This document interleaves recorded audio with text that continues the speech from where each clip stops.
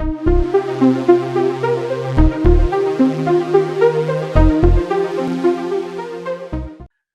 मैं हूं आनंद और आप देख रहे हैं समाचार फॉर मीडिया।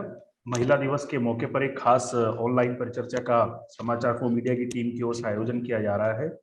इसमें विनीता यादव और ऋचा जैन कालरा हमारे साथ जुड़ रहे हैं। दोनों का एक लंबा अनुभव है टीवी का और वर्तमान में स्वतंत्र पत्रकार के तौर पर दोनों काम कर रहे हैं। ऋचा जैन कालरा जी अच्छी खबर चला रही हैं और विनीता यादव जी न्यूज नेशन चला रही हैं। आप दोनों का बहुत बहुत स्वागत है। Thank you so much Anand. Thank you.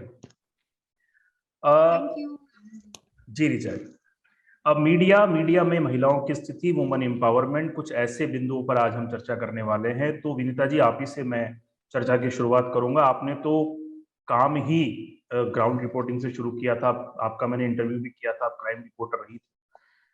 तो पिछले 2 दशक में आपको ऐसा लग रहा है कि हाँ, मीडिया में महिलाओं की स्थिति में कुछ बदलाव आपको दिखाई देता है?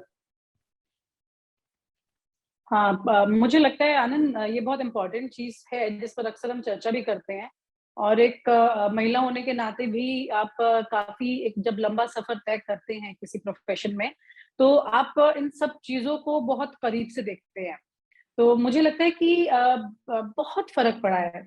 मुझे तो लगता है कि जो लड़कियां हैं वो बहुत सारे प्रोफेशन में होंगे, लेकिन मीडिया के प्रोफेशन में बहुत आगेबाजी मार रही हैं, कहीं पीछे नहीं है।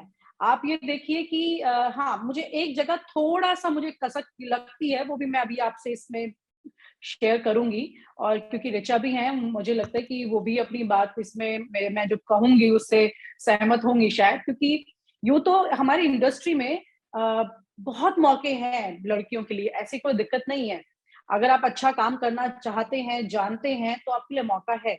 लेकिन जब हम बहुत बड़े पदों पर जाने की बात करते हैं, जिसकी तरफ अब बहुत तेज़ी से चीज़ें चल रही हैं, जैसे ऋचा भी अपना एक प्लेटफ़ॉर्म कर रही हैं वर्किंग, हम भी कर रहे हैं। और चैनल्स में अगर आप बात करते हैं तो कुछ चेहरे आपको महिलाओं के ऐसे दिखाई देते हैं जिन्होंने, अगर आप प्रतिशत देखते हैं पुरुष के मुकाबले, तो वो बहुत कम दिखता है, महिला जो चैनल को लीड कर रही हैं।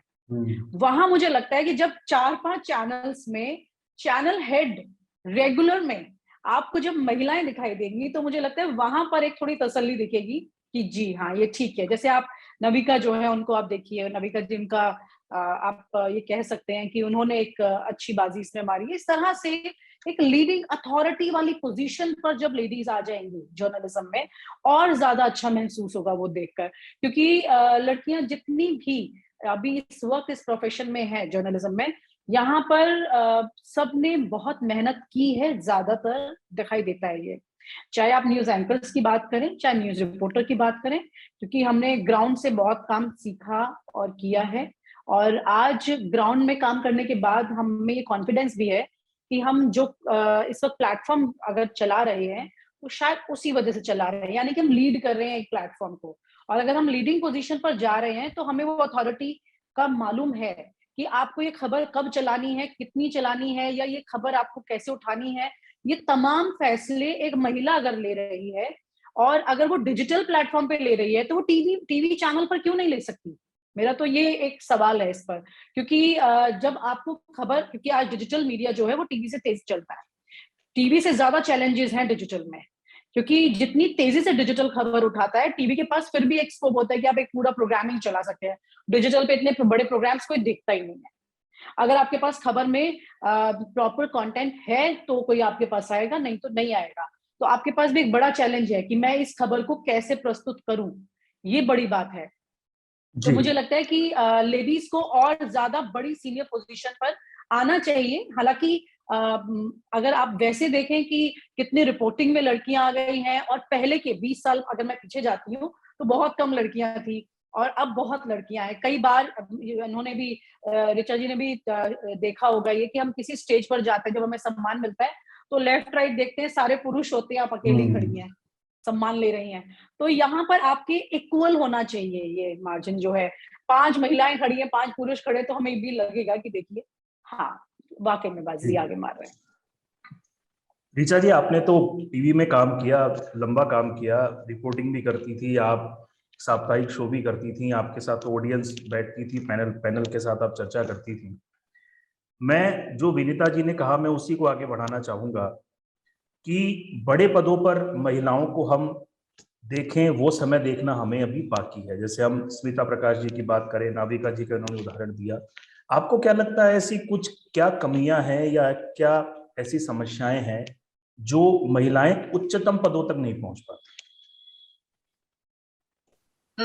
मैं बिल्कुल सहमत हूँ विनीता की बात से।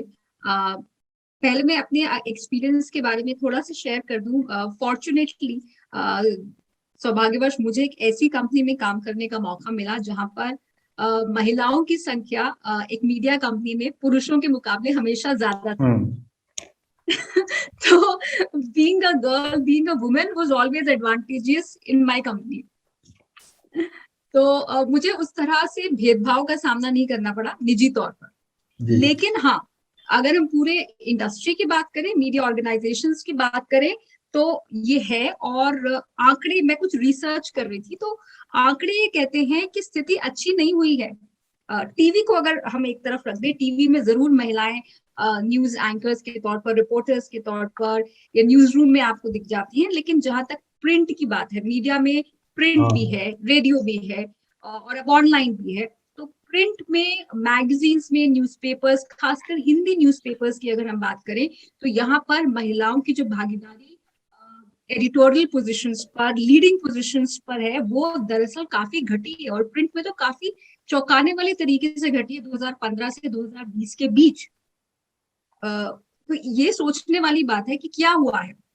एक सर्वे यूएन का हुआ था 2019 में, जो कि अगस्त में रिपोर्ट आई थी, और वो काफी चौंकाने वाले आंकड़े थे हमारी पूरी मीडिया के लिए कि किस तरह से जेंडर इनइक्वालिटी भारतीय मीडिया में बढ़ रही है। एक तरफ तो हम आगे बढ़ रहे हैं, आज हम 2022 में हैं, इस लिहाज से हमें आगे बढ़ना चाहिए। ये जेंडर इनइक्वालिटी की जो सीलिंग है वो घटनी चाहिए, लेकिन ऐसा हो नहीं रहा है।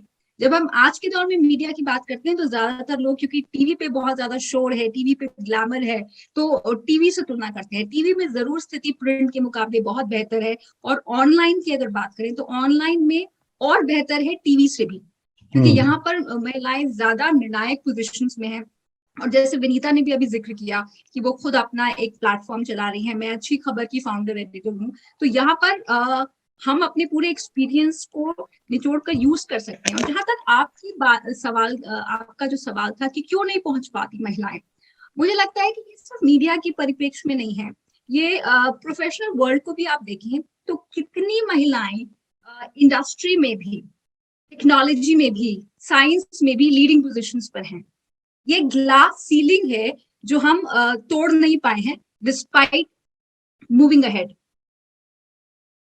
और एक बड़ा रीजन जो मुझे लगता है कि ज्यादातर महिलाओं में वो पीआर स्किल्स की कमी रहती है, जो आगे बढ़ने के लिए कॉर्पोरेट वर्ल्ड में बहुत जरूरी है, जिसमें हम चाहे इसे लाइक करें या डिसलाइक करें, हम माने या ना माने, लेकिन आगे बढ़ने के लिए आज की जो गलाकाट प्रतियोगिता है उसमें महिलाओं के लिए बहुत जरूरी है कि वो अपनी बात, अपने काम को पेश कर पाए। मुझे लगता है ज्यादातर महिलाएं अपना काम तो करती हैं, लेकिन उसे बहुत अच्छे तरीके से पेश नहीं कर पाती, वो उसका क्रेडिट नहीं ले पाती जी। And that is one of the biggest reasons why women, despite working harder, they do not reach where they should reach. जी। विनीता जी, ऋचा जी, आप इस चर्चा का संचालन कर रहे हैं, आप भी बहुत समय से मीडिया में हैं, आप बताइए आपका क्या अनुभव है? मैम देखिए, मुझे तो ऐसा लगता है कि मीडिया में, डिजिटल में महिलाओं की स्थिति काफी बेहतर होती जा रही है। उन्हें एंकरिंग का भी मौका मिल रहा है, उन्हें स्क्रिप्ट राइटिंग का भी मौका मिल रहा है, उन्हें आउटडोर रिपोर्टिंग का भी मौका मिल रहा है। और मैं पूरे तरीके से आशान्वित हूँ भविष्य को लेकर के, क्योंकि मुझे लगता है कि चाहे महिलाओं के खिलाफ जो अपराध है वो अब ज्यादा रिपोर्ट हो रहे हैं, एचआर पॉलिसीज डेवलप हो रही है, कई बड़े मीडिया हाउसेस हैं जो अलग से एक लीगल की टीम रखते हैं कि भाई महिलाओं के प्रति उत्पीड़न का जो है मामला दर्ज किया जाए। रिपोर्टिंग से ही मेरा आप दोनों से अगला सवाल था। आप दोनों ने किया है ये, आप दोनों ने पब्लिक शोज किए हैं, आप दोनों ने रिपोर्टिंग की है और आपको बड़ा गहरा अनुभव है। जब हम महिलाओं की बात करते हैं तो एक बड़े परिप्रेक्ष्य में हम महिलाओं की बात करते हैं। आप तो गांव में गई हैं, कस्बों में गई हैं, आपने हाल जाना है। तो विनीता जी, मैं आपसे पहले ये पूछना चाहूंगा कि आपको लगता है कि वाकई में आप रिपोर्टिंग के दौरान आपके अनुभव ऐसे रहे हैं कि हाँ, महिलाओं के जीवन में एक बदलाव आया है जब आपको महिलाएं देखती हैं? क्या आपको लगता है कि आपसे कुछ इंस्पायर होती हैं महिलाएं? आपको लगता है बदलाव आया है? हाँ, ये तो मुझे लगता है कि इंस्पायर होने वाली तस्वीर दिखती है आनंद। आपको मैं बताऊं, अक्सर कहीं जब आप जाते हैं तो वहां पर आप ऐसी जगहों पर, जहां ग्रामीण जगह पर आप जाते हैं, तो वहां पे एक रोल मॉडल की तरह दिखाई देने लग जाते हैं, क्योंकि वहां की लड़कियां उतनी कॉन्फिडेंट आपको नहीं दिखती जितना आप हैं। और इस प्रोफेशन में होने की वजह से, क्योंकि आप पत्रकार हैं, कहीं भी घुस जाना है, जो झाड़ू तरीके से आपको काम करके आना है, तो वो आपके अंदर एक लड़की का बॉडी लैंग्वेज नहीं दिखता है, वो बॉडी लैंग्वेज आप में एक लड़के का दिखाई देने लगता है, क्योंकि वो लड़कों की तरह दौड़ रही हैं, भाग रही हैं, कर रही हैं यहाँ पर। क्योंकि आपकी कोई भी प्रॉब्लम हो, क्योंकि इतने साल हमने रिपोर्टिंग की है, मैं जानती हूँ कि कोई भी तकलीफ आपकी हो, मतलब भगवान ने तो लड़का लड़की का शरीर इसी तरह से बनाया है ना, कि लड़कों को तकलीफें नहीं होंगी, उतनी इतनी लड़कियों को होती भी है। तो उस वक्त भी आप ये नहीं कह सकते हो कि देखिए कि मैं पीरियड्स आ गए और ये प्रॉब्लम है तो मैं रिपोर्टिंग पर नहीं जा सकती हूँ, वहां पे आंसू गैस के गोले फेंक रहे हैं, मैं नहीं झेल सकती हूँ कि मेरी पोजीशन नहीं है वहां पे ऐसे जाने की। नहीं, आप ये सब नहीं बोल सकते हो। आपको जाना है, आपको काम भी करना है, आपको अपनी आप कई तरह के फ्रंट पे एक साथ लड़ते हो। सिर्फ लड़के तो चले जाएंगे, वो कर लेंगे उस काम को, क्योंकि भगवान ने एक चीज का बेनिफिट उनको ऐसा दिया, लेकिन लड़कियों को भी बहुत बेनिफिट दिया भगवान ने। ऐसा नहीं है कि यहाँ कम बेनिफिट्स हैं, क्योंकि हमें पता है कि हमें उस मोमेंट पर एक, जिसे कहते हैं ना, कई बार मैं सोचती थी रिपोर्टिंग करते हुए कि ये जर्नलिस्ट बन गई हूँ, इससे अच्छा तो फौज में चले जाते। वहां भी ऐसी दौड़ वहां करनी पड़ती है, वहां भी इस तरह की मेहनत करनी पड़ती है। अगर वहीं चले जाते तो शायद हो सकता है कि इसी तरह की ट्रेनिंग वहां हमें मिलती जो यहाँ मिल रही है। तो मुझे लगता है कि, और जज्बा भी वैसा ही है, उसमें भी कोई कमी नहीं है, क्योंकि जब आप काम कर रहे होते हैं तो अपने देश के लिए काम करते हैं, आपके अंदर वो फीलिंग्स होती हैं। लड़कियां बड़ी ईमानदार होती हैं, करप्शन में भी देखें अगर आप, तो लड़कियां करप्शन के आंकड़ों में अगर आप जाएंगे तो पता चलेगा कि लड़कियां नहीं करती हैं ऐसा। अक्सर ये कहा जाता है कि लड़की अगर कोई कहीं अधिकारी भी है तो कम उम्मीद होती है कि इस तरह के जी। केसेस उसके सामने आएंगे, वो ज्यादा जेन्युइन तरीके से सामने काम करते हैं। तो इसी तरह से यहाँ पर अभी देखने को मिलता है। आपने तो ग्रामीण बोला, मैं तो प्रेस क्लब की बात आपको बताती हूँ। मैंने वहां पे, I was there joint secretary के, मैंने 2 साल चुनाव लड़े थे और एक बार मैं इसमें रही थी, कमेटी में।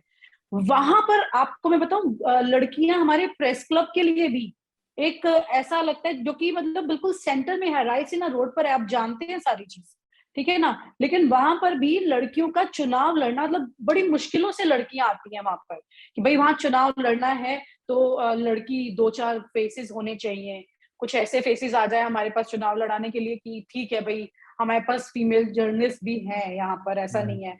तो आपको कन्विंस करना पड़ता है लेडीज को वहां पर जाकर के, क्योंकि वो आने को कई बार तैयार नहीं होती हैं। जबकि आप खुद देखिए कितना मार्जिन होता है। और ये कहा जाता है फिर लड़की जब वहां चुनाव जीत जाती है, अरे ये लड़की थी ना तो ये चुनाव इसलिए जीत गई, इनको तो सबने वोट दिया होगा, ये बोला जाता है। ये नहीं बोला जाता है कि ये लड़की अच्छी पत्रकार है और इसके लिए तो वोट करना भी चाहिए, क्योंकि कुछ चेंजेस लेकर आएगी। तो इस तरह से अगर हम वहां काम कर रहे हैं तो आपको दोबारा मौका भी मिलता है, ऐसी बात नहीं है। लेकिन मेरा ये मानना है कि वहां पर भी आपका होना कोई आज की तारीख में अजीब सी बात है, मतलब अचंभित वाली बात होती है। मतलब उनको लगता है कि अच्छा ठीक है, मतलब इस लड़की को है प्रेस क्लब के चुनाव में इंटरेस्ट, ये लड़ रही है, बाकी कोई इंटरेस्ट नहीं है। क्यों नहीं है? क्योंकि हम एक अनकंफर्टेबल जोन में जाके अपना कंफर्ट क्रिएट नहीं कर पाते। कई बार हम सोचते हैं हम नहीं जाएंगे उधर, आपको क्यों लगता है नहीं जाएंगे भाई। आपको लगता है ऋचा जी की बदलाव है ग्राउंड पे? आपको लगता है ऐसा? जैसे जैसे लिटरेसी साक्षरता बढ़ रही है तो लोगों में जागरूकता तो बढ़ी है। और जो आप सवाल पहले कह रहे थे कि ग्रामीण क्षेत्रों के अलावा अगर आप अर्बन एरियाज में भी देखें, जैसे विनीता कह रही है, तो रोल मॉडल के तौर पर देखा जाता है। लेकिन मेरा नजरिया ये है कि एक उसमें भी एक सेक्सिज्म है कि आप अच्छी दिखती हैं या फिर आपने खुद को मेंटेन किया हुआ है। तो मैं एक 18 साल तक न्यूज एंकर रही हूँ और रिपोर्टिंग भी की है। तो बहुत सारे बच्चे मेरे पास कभी लेक्चर्स दिए या कभी इनविटेशन आया कॉलेजेस से, तो वहां पर उनकी इच्छा रहती थी कि वो टीवी पर आए। मैं हमेशा उनको ये बताती थी कि टीवी पर आना गोल नहीं होना चाहिए। आप टीवी पर आ सकते हैं बतौर आप अच्छे जर्नलिस्ट हो। First you have to be a journalist. इसमें कोई ग्लैमर नहीं है, इसमें बहुत मेहनत है, रात की मेहनत है। हर रोज आपको अपने आप को प्रिपेयर करना होता है, हर रोज आपको होमवर्क करना होता है, every day is a new day. तो मुझे लगता है कि कहीं ना कहीं टीवी ने महिला को ग्लैमराइज भी कर दिया है, और शायद यही वजह है कि प्रिंट और रेडियो के मुकाबले आपको महिलाएं यहाँ पर ज्यादा मिल रही हैं। आंकड़े हैं वो महिलाओं के प्रतिशत के टीवी में ज्यादा है, और ऑनलाइन में उससे भी बेहतर है, क्योंकि ऑनलाइन में और ज्यादा आजादी है, और ऑनलाइन आज का मीडियम है। प्रिंट और टीवी ऑनलाइन के मुकाबले अब पुराने मीडियम हो चुके हैं, तो आज के मीडियम में महिलाओं की आवाज ज्यादा जोरदार तरीके से, बेहतर तरीके से सुनी जा रही है। तो मेरा ये पर्सपेक्टिव है। मैम यहीं से एक बात निकल के आती है विनीता जी, मैं आपसे पूछना चाहूंगा, क्योंकि आप तो एंकर, जैसा कि आपने कहा कि एंकर और रिपोर्टर में मैं अपने आप को ज्यादा रिपोर्टर समझना ज्यादा पसंद करती हूँ। आपको रिपोर्टिंग, आज भी आपको रिपोर्टिंग में मजा आता है। जब आपका समय था, जब आप एक रिपोर्टर के तौर पे इंडस्ट्री में काम कर रही थी, जो ऋचा जी ने जो कहा कि ग्लैमर वाला जो फैक्टर है लड़कियों के अंदर, क्योंकि महिलाओं की बात कर रहे हैं, तो आपको लगता है कि आपने जितनी मेहनत की या ऋचा जी ने जितनी मेहनत की, आज एक लड़की इतनी मेहनत करने के लिए तैयार होती है? क्योंकि उसको तो सीधे एंकर बनना है। ये बात तो बिल्कुल ठीक बोली है उन्होंने, क्योंकि ये सच है। अभी बड़ी मुश्किल होती है आपको अपनी टीम के लिए बच्चों को सेलेक्ट करने में भी, क्योंकि जो बच्चे आपके पास, मैं तो खुद आपसे कितनी बार बोलती हूँ, अच्छे बच्चे कुछ हाँ। हैं तो बता दीजिए, जो मेहनत करना जानते हो, जो मतलब जिनमें इंटरेस्ट हो, कंटेंट के लिए इंटरेस्ट हो। तो उससे ज्यादा मेरे पास फोन आते हैं बच्चों के कि जैसे हमारे यहाँ पे एक बच्ची है, अभी उसने वो पढ़ रही है, लेकिन उसने रिपोर्टिंग करना हमारे यहाँ शुरू किया है। पहले हमने उससे कुछ ऑफिस का काम करवाया, फिर उसे बाहर हमने रिपोर्टिंग के लिए भेजा, जब हमें लगा कि वो बच्ची कर सकती है। तो अब उसे देखकर कुछ और बच्चियां मुझे फोन कर रही हैं कि मैम वो जैसे वो कर रही है तानिया, वैसा हमें करना है, तो उसी तरह हमें ग्राउंड पर भेज दीजिए, उसी तरह हमें करना है। अब वो अपनी ही एक क्लासमेट को अपना देख रही है कि वो स्क्रीन पर आ रहा है, उससे लोग देख रहे हैं, पहचान रहे हैं, उन्हें कॉल आने शुरू हो गए, अरे तुम बहुत अच्छा कर रहे हो। तो वो ग्लैमर उन्हें अट्रैक्ट कर रहा है। लेकिन ये ग्लैमर अट्रैक्शन के अलावा, जैसे ऋचा ने कहा कि ये बहुत इंपॉर्टेंट है जर्नलिज्म क्यों का समझना। जितने इंस्टीट्यूट्स इस वक्त है, मैं सीरियसली बता रही हूँ, बहुत सारे इंस्टीट्यूट्स मैंने देखे हैं जो ये समझना ही नहीं चाहते, ना समझाना चाहते हैं कि भाई पहले आप पत्रकार बनिए, ऑन एयर आकर के। एक तो सॉरी, लेकिन सच्चाई ये है कि इसमें हमारी टीवी इंडस्ट्री की बहुत बड़ी गलती है, बहुत बड़ी। उन्होंने फेसेस बना दिए, चेहरे बना दिए, क्योंकि उनके पास बड़े ब्रांड थे, प्लेटफॉर्म बड़े हैं, लेकिन उसी बड़े ब्रांड में उन्होंने एक गुड जर्नलिज्म की जो इमेज क्रिएट करनी थी, जो पत्रकार आज नेता जो हैं, वो बैठकर अगर एंकर को दो बातें सुना जाते हैं और एंकर कुछ नहीं बोल पाते हैं, तो ये इससे शर्म आती है। सीरियसली बता रही हूँ मैं, हमें शर्म आने लगी है देख के, क्योंकि है तो एक ही फर्टर्निटी के ना, जैसे एक परिवार के होते हैं तो एक खून है। आपको कुछ भी, आप अपने भाई से लड़ लें, बहन से लड़ लें, लेकिन कोई बाहर वाला बोलेगा तो आपको बुरा लगेगा। ऐसे बुरा लगता है कि जब आप जर्नलिस्ट हैं और आप ही के साथ, आप ही की फेटर्निटी के दूसरे लोग, आपको पता लगता है कि उनको कोई भी नेता आकर के सुना गया। हम पूरी जिंदगी हमने ये सुना कि आपको नेता से सवाल करने हैं, और ऐसे सवाल करने हैं कि भाई आप जनता को पता चले कि कुछ नया इनपुट आपने निकाल के दिया है। उसमें चीखने चिल्लाने जैसे जो कॉन्सेप्ट आ गए। फिर उसके अलावा फिर आपने ग्लैमर वाली, जैसे ऋचा ने कहा कि एक मतलब एक ग्लैमर का जो लुक है वो भी बड़ा इंपॉर्टेंट हो जाता है। आप लड़कियां ज्यादा एंकर क्यों रखते हो, लड़के क्यों नहीं रखते हो अपने एंकर आप? क्योंकि आपको उसमें ग्लैमर दिख रहा है। आप ग्लैमर से ज्यादा कंटेंट पे भी जाइए ना। अगर आप अपने एंकर के साथ साथ ये देखने लग जाएं कि वो एक अच्छा कंटेंट क्रिएटर भी है इंसान, तो बहुत फर्क पड़ेगा। और ये जो बच्चे हैं, ये अपने आप समझने लगेंगे कि भाई मैं सिर्फ ये बात बोल के या ये एक्ट करके या ये ड्रेस पहन के बैठ जाऊं तो मैं टीवी पर छा जाऊं, ऐसा नहीं है। मुझे ये एक डिटेल्ड नॉलेज होनी चाहिए। इसमें मैं एक छोटी सी बात ऐड करना चाहती हूँ आनंद।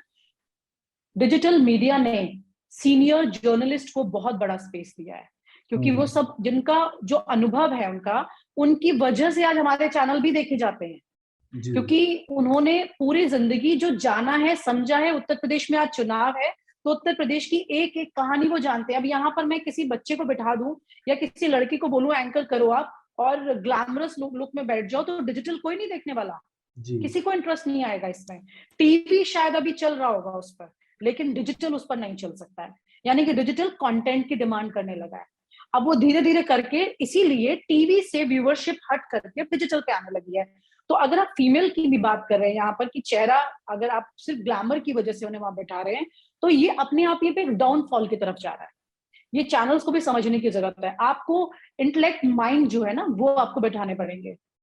आपको ग्लैमर सिर्फ नहीं चाहिए। आप देखिए बाकी जो चैनल्स हैं, बीबीसी देखिए, बाकी और चैनल्स भी आप जाइए बाहर देश से, वहां देखिए कॉन्सेप्ट क्या है। एक बहुत सीनियर जर्नलिस्ट जो है वो एंकर कर रही हैं, ऐसे होता है ना वहां पे लोग। लेकिन यहाँ आपको क्या चाहिए, तुरंत आपको मौका देना है। नए बच्चे जो निकल के आएंगे उनको तुरंत आपको बिठाना है और तुरंत आपको एक फेस क्रिएट करना है। पता नहीं किस इनसिक्योरिटी में लोग हैं, अपनी किस इनसिक्योरिटी को दबाने के लिए, छिपाने के लिए इस तरह की क्रिएट करते हैं चीजें, जो कि एक नई आप नए अपॉर्चुनिटी दीजिए नए लोगों को, कोई बुराई नहीं है। लेकिन ये तो देखिए ना कि वो अपॉर्चुनिटी देते वक्त आपकी क्वालिटी से कॉम्प्रोमाइज तो नहीं हो रहा है, क्योंकि जो जनता देख रही है उसे इंटरेस्ट नहीं आ रहा है उन चीजों पे। अगर आपको नॉलेज है तो वो आपको सुनेंगे, वरना नहीं, डिस्कार्ड कर देंगे। ऋचा जी, एक गंभीर विषय, जब हम मीडिया की बात करते हैं तो एक बड़ा गंभीर विषय आता है और वो है समानता असमानता। मैं दरअसल ये आपसे पूछना चाह रहा हूँ कि जो नए नए जो लड़कियां जो मीडिया में आती हैं, कॉलेज पास आउट मीडिया में आती हैं, कई बार हम ये कहते हैं कि यार हमारा गॉडफादर नहीं है, हमें किसी की अप्रोच नहीं मिलती, अप्रोच मिले तो हम जीवन में आगे बढ़ें। तो उस दौरान क्या है कि हरेसमेंट भी होता है, शोषण भी होता है, काम की अधिकता भी रहती है। क्या आपको ये लगता है कि मीडिया में ना कोई ऐसी संस्था है, ना कोई ऐसे नियम है, ना इन सब चीज़ों की रिपोर्ट होती है? आपको लगता है कि इन सब चीज़ों पे ध्यान देने की बहुत ज़्यादा ज़रूरत है? जो यंग बच्चियां आती हैं उनके साथ की बहुत बड़ी प्रॉब्लम। देखिए, आपने कास्टिंग काउच का मुद्दा उठाया और ये एक सच्चाई है, चाहे हम माने या ना माने। मुझे अपने निजी अनुभव में कभी ऐसा सामना करने को नहीं मिला। मे बी मैं एक ही कंपनी में ज्यादातर रही और वहां पर महिलाओं के साथ एक बहुत अच्छा बर्ताव और उनके लिए एक समान मौके रहे हैं, और वहां महिलाएं भी अच्छी एडिटोरियल पोजीशंस पे हैं। तो मुझे इस चीज का खुद निजी तौर पर सामना नहीं करना पड़ा, लेकिन ऐसे किस्से जरूर मैंने सुने हैं कि किसी के साथ कुछ ऐसा हुआ या किसी के साथ इस तरह से नाजायज मांगे रखी गई। और सिर्फ मीडिया में नहीं, ये दूसरी इंडस्ट्रीज में भी हुआ है। जहां तक आज की स्थिति की बात है, तो आप देखें तो अब कानून के तहत एक सेक्सुअल हैरेसमेंट कमेटी होनी चाहिए। मुझे नहीं पता कि वो कितने न्यूज चैनल्स या कितनी न्यूज कंपनीज में, मीडिया ऑर्गेनाइजेशंस में कितनी गंभीरता से ली जाती है और कितनी लड़कियां वहां पर एनकरेज होती हैं अपनी बात को रखने के लिए। कुछ समय पहले, कोरोना से पहले, मी टू का एक दौर चला था, आपको याद होगा। ट्विटर पर और तमाम सोशल मीडिया पर एक लहर चल पड़ी थी जिसमें बहुत सारी लड़कियों ने कई बड़े एडिटर्स के नाम का भी खुलासा किया, और एक को तो अपने पद तक छोड़ना पड़ा सरकार में। तो ये एक सच्चाई है, कड़वी सच्चाई है। और ऐसी बॉडीज बहुत कम हैं। अगर हम रेगुलेटरी संस्थाओं की बात करें तो जैसे इलेक्शन कमीशन है, जैसे यूएन है, कुछ उसी स्तर पर हमारी रेगुलेटरी बॉडीज प्रेस में काम कर रही हैं, सेल्फ रेगुलेटेड। उस स्थिति में आदर्श स्थिति नहीं है, बहुत कुछ किए जाने की जरूरत है। और मुझे फ्रैंकली स्पीकिंग बहुत ज्यादा वीक इसलिए नहीं लगती क्योंकि आज के दौर में अगर हम मीडिया को देखें, आप एडिटोरियल को देखें, तो कितना अनबायस्ड है, कितना क्रेडिबल है, उस पर एक बहुत बड़ा सवालिया निशान है। और मैं किसी एक चैनल या एक कंपनी की या एक विचारधारा की बात नहीं कर रही हूँ, ज्यादातर लोग बटे हुए हैं। तो एक ऐसे माहौल में जहां पर फेयरनेस कम है, जहां निष्पक्षता कम है, मुझे बहुत ज्यादा उम्मीद नहीं है कि महिलाओं के समान अधिकारों को लेकर बहुत कुछ किया जाएगा या बहुत कुछ हो सकता है। मुझे लगता है यहाँ महिलाओं को ही लीड लेनी पड़ेगी कि अगर आपके साथ कुछ गलत हो रहा है तो don't let yourself be compromised. जी, किसी को अपना फायदा मत उठाने दीजिए। विनीता जी, और इस इनसिक्योरिटी से बाहर आना चाहिए कि मेरा कोई गॉडफादर या गॉड मदर नहीं है। हम लोगों ने या विनीता ने या मैंने जिस दौर में शुरुआत की, मेरे साथ कोई नहीं था। मैं पहली थी अपनी फैमिली में जर्नलिज्म में आने वाली, और मुझे किसी तरह की लकीली दिक्कत या किसी तरह की परेशानी नहीं हुई। हाँ, अनुभव बहुत सारे खट्टे मीठे होते हैं, वो हर इंडस्ट्री में होते हैं, लेकिन ये कहना कि बगैर किसी गॉडफादर के आप आगे नहीं बढ़ सकते, मुझे लगता है ये शायद पूरी तरह से सच नहीं है। बाकी आप विनीता से पूछे उनकी राय। विनीता जी, मीडिया में महिलाओं ने एक लंबी लड़ाई लड़ी। एक समय था जब पॉलिटिकल रिपोर्टिंग करने जब एक महिला जाती थी तो उसका मजाक उड़ाया जाता था, अरे तुम क्या पॉलिटिकल रिपोर्टिंग करोगे। अनुराधा प्रसाद जी ने मुझे ऐसा कहा कि जब वो रिपोर्टिंग करना शुरू किया था उन्होंने, उनके साथ ऐसा होता था। अनुराधा प्रसाद जी से लेकर के आप तक की यात्रा मीडिया ने तय कर ली है, जहां आप न सिर्फ रिपोर्टर बनी, न सिर्फ आप एंकर बनी, आप चैनल की हेड भी बनी और आज आप खुद का प्लेटफॉर्म दोनों चला रही हैं। हमने एक लंबी यात्रा देखी। भविष्य में क्या आपको लगता है कि हाँ, जैसा कि ऋचा जी ने कहा कि महिलाओं को ही आगे आना होगा, महिलाओं को ही अपने अधिकारों के लिए एक संस्था का निर्माण करना होगा, एक इन्वायरमेंट क्रिएट करना होगा जहाँ किसी भी कॉलेज से पास आउट लड़की एक खुले दिल से, खुले मन से ये सोच करके आए कि हाँ, अगर मेरे पास टैलेंट है, मेरे पास बुद्धि है, तो मैं मीडिया में आगे बढ़ूंगी, बिल्कुल आगे बढ़ूंगी। ऐसा लगता है, आशान्वित है कि नहीं? आनंद, एक तो आपने बहुत इंटरेस्टिंग बात से शुरुआत की इस सवाल की कि ऐसे रिमार्क्स आपको सुनने को मिल सकते हैं कि देखिए लड़की के लिए ये नहीं है जगह। मुझे याद है कि नेपाल में जब अर्थक्वेक आया था और मैं वहां कवरेज के लिए गई थी, तो जैसे ही पहला अर्थक्वेक आया था, दूसरे के आने से पहले 7.3 था शायद नेक्स्ट, जो दूसरा था नेक्स्ट डे, तो उससे पहले वहां पहुंच गए थे। मेरे ही खुद के चैनल के, मैं नाम तो उनका इसलिए नहीं लेना चाहते क्योंकि वो उन्होंने कोई जानबूझ के रिमार्क किया या उनकी इंटेंशन, क्योंकि उनके दिमाग में ये है, आप समझ रहे, जहन में ये चीज होती है। तो उन्होंने मुझे देख के कहा कि अरे ये लड़कियों को यहाँ क्यों भेज दिया है, यहाँ लड़कियों की क्या जरूरत है। तो मैं ऐसे ही बैठी हुई थी और वो ऐसे खड़े थे, तो मैंने उनकी तरफ देखा ऐसे, मैंने कहा ये क्या कह रहे हैं आप। तो मतलब मैंने, ये बड़ा अजीब लगा मुझे ये सुन के कि ये लड़कियों के लिए, क्योंकि वहां पर सोने की जगह नहीं थी, कुछ नहीं था, तो बहुत बुरा हाल था। तो मैंने कहा आप मतलब ये क्या कह रहे हैं आप, मतलब बहुत बुरा लगा मुझे। ये बात आके मैंने ऑफिस में भी शेयर की, मैंने कहा ये बात सुनने को मिली। तो शीला रावल जैसी जर्नलिस्ट, मतलब आप सोचिए, शीला रावल एक ऐसा नाम है जिन्होंने जर्नलिज्म में उस तरह की जगह पर जाकर के अपनी जगह बनाई जहां मर्द जो है वो नहीं टिक पाता है। इंटरनेशनल लेवल पर माफिया, मतलब दाऊद जैसे गैंग उनसे अगर डरते रहे, तो इनको आप सोचिए जरा कि ऐसी महिलाएं बहुत बड़ी मिसाल है। हम, मेरे लिए तो खुद वो एक बहुत बड़ी रोल मॉडल है, इसमें कोई दो राय नहीं है। दूसरी बात जो आपने ये कहा कि कैसे सिचुएशन को आप मतलब कि लड़कियां जो हैं कितनी होनी चाहिए और कैसे आप इसको एक संस्था है, हमारे पास IWPC है, इंडियन वुमेन प्रेस कॉर्प, जहाँ सारी महिला पत्रकार मेंबर हैं और वहां हम ऐसे इश्यूज को पिक करते हैं। मैं अभी वहां पर हूँ भी उसमें इलेक्टेड कमेटी में, तो यहाँ पर काफी हद तक इस तरह की चीजों को कंसिडर किया जाता है। रही बात ज्वाइनिंग की, तो जितनी लड़कियां आगे जाएंगी और एक बड़ी पोजीशन पर होंगी, एक स्वाभाविक है ये बात कि आप लड़कियों को ज्यादा मौके देंगे। मुझे खुद याद है नविका जो है, उन्होंने एक बार जब मैं चुनाव लड़ रही थी इसी में वुमेन प्रेस कॉर्प में, तो उन्होंने बोला कि जो युवा जर्नलिस्ट है ना, मैं उनको वोट करना ज्यादा पसंद की, मैंने विनीता आई वोटेड फॉर यू। तो क्यों उनको ऐसा लगा, क्योंकि एक फीमेल टू फीमेल का कनेक्ट होता है। अगर मैं ये नहीं कहती ब्लाइंड कनेक्ट होना चाहिए, लड़कों को मौका नहीं मिलना चाहिए, इट शुड बी इक्वल। जब आपके लिए कोई काम कर रहा है तो आपके लिए बराबर है, क्योंकि जब आप एक उस पोजीशन पर बैठते हैं जहां आपको किसी को हायर करना है, तो आप ये नहीं देखते लड़का या लड़की है। हाँ, लेकिन आप किसी को लड़की होने की वजह से वो अपॉर्चुनिटी नहीं दें, ऐसा आप कम से कम नहीं करते हैं। हमारे तो यहाँ पे न्यूज नशा में आप देखेंगे सबसे ज्यादा लड़कियां काम कर रही हैं और सीरियस काम भी करती हैं, बहुत काम करती हैं। मैं कई बार मुझे लगता है कि मुझे अच्छा महसूस होता है, ये लड़की लड़के से ज्यादा अच्छा परफॉर्म कर रही है, जबकि कोई लड़का अच्छा परफॉर्म कर रहा है तो हम उसको भी ऐसे ही बोलते हैं। मतलब हमें ऐसा नहीं होना है, हमें बायस नहीं होना है कि लड़की है तो उसे मौका इसलिए दीजिए क्योंकि वो लड़की है। लड़की है, टैलेंटेड है, अगर वो टैलेंटेड है, वो लड़का हो या लड़की हो, उसको मौका मिलना चाहिए, इसमें कोई दो राय नहीं है। अगर लड़कियां खुद डेडिकेटेड हैं, क्योंकि जैसा अभी ऋचा ने कहा कि आपको खुद आगे बढ़ना होगा, आपको गॉडफादर नहीं होता है। मेरे भी कोई गॉडफादर कभी नहीं रहे हैं, कभी भी नहीं रहे हैं। मतलब हमेशा हमें तो कोई ये भी नहीं बताने वाला था कि आपको कौन सी बीट में जाना चाहिए, कौन सी बीट में जाने से आपका करियर अच्छा होगा, हमें कुछ नहीं पता था। तो मैंने इन्वेस्टिगेशन लिया जिसके कोई, मतलब जिसे कहते हैं ना कि दिवाली और होली की तरह दिखाई देता था, तो इस तरह की चीजें होती थी। तो मेरे कहने का मतलब ये कि कुल मिलाकर के आपका गलत फायदा कोई आपकी मर्जी के बगैर नहीं उठा सकता है।